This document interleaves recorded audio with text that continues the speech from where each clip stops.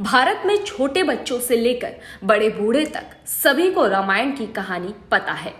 सभी जानते हैं कि राम और सीता के विवाह के बाद उन्हें 14 वर्षों के लिए वनवास पर जाना पड़ा था।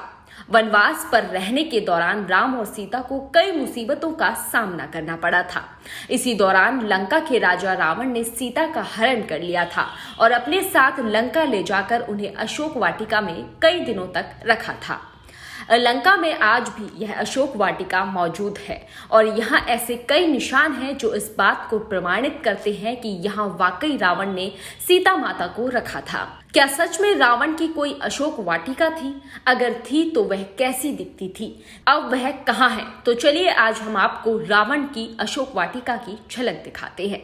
रावण ने जब सीता माता का अपहरण किया था तब वह उन्हें सीधा अपने महल लंका ले गया। वह सीता माता को रानी बनाना चाहता था, मगर सीता माता इस बात के लिए तैयार नहीं हुई और उन्होंने महल में रहने से इनकार कर दिया।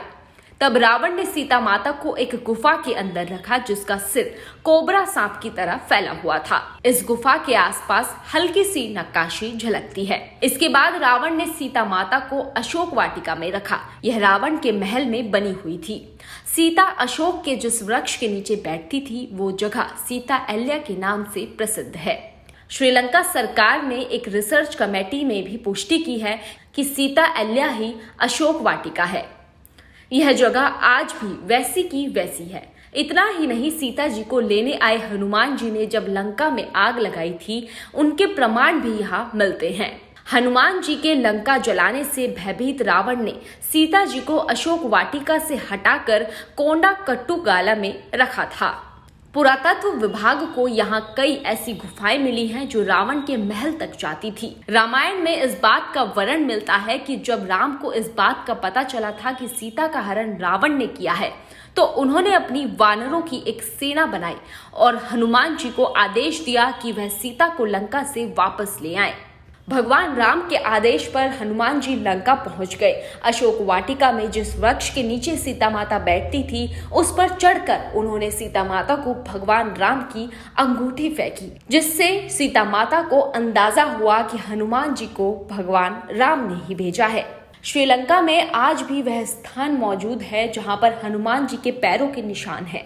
हनुमान जी के पैरों के निशान जिस चट्टान पर पड़े वहां पैर के आकार के गड्ढे बन गए हैं। यह निशान आज भी देखे जा सकते हैं। रावण और राम के युद्ध में एक समय ऐसा भी आया था जब भगवान राम के छोटे भाई लक्ष्मण बेहोश हो गए थे। वह केवल संजीवनी बूटियों से ही जीवित हो सकते थे। यह बूटियां केवल हिमालय में मिलती है और हनुमान जी इसे लेने के लिए वहां गए थे और संजीवनी बूटी का पूरा पहाड़ उठा लाए थे। यह पहाड़ आज भी श्रीलंका में उपस्थित है और इसमें आज भी हिमालय के दुर्लभ जड़ी बूटियों के अंश मिलते हैं। दावा है कि इस जड़ी बूटियों का श्रीलंका में पाया जाना रामायण काल की वास्तविकता को प्रमाणित करता है। रामायण इस बात का वर्णन है कि भगवान हनुमान ने रावण की लंका को जला दिया था। इस वजह से ही इस जगह की मिट्टी काली हो गई थी और यह मिट्टी आज भी काली है। यहीं से थोड़ी दूर रावण एल्ला नाम से एक झरना है जो 82 फीट की ऊंचाई से गिरता है। राम द्वारा रावण का वध करने के पश्चात विभीषण को लंका का राजा बनाया गया था। विभीषण ने अपना महल कालनिया में बनाया था। यह कैलानी नदी के किनारे स्थित था। नदी के किनारे पुरातत्व विभाग को उस महल के अवशेष मिले हैं। और ऐसी धार्मिक रहस्यों से भरी जानकारियां जानने के लिए बने रहिए हमारे साथ भारतवर्ष न्यूज पर।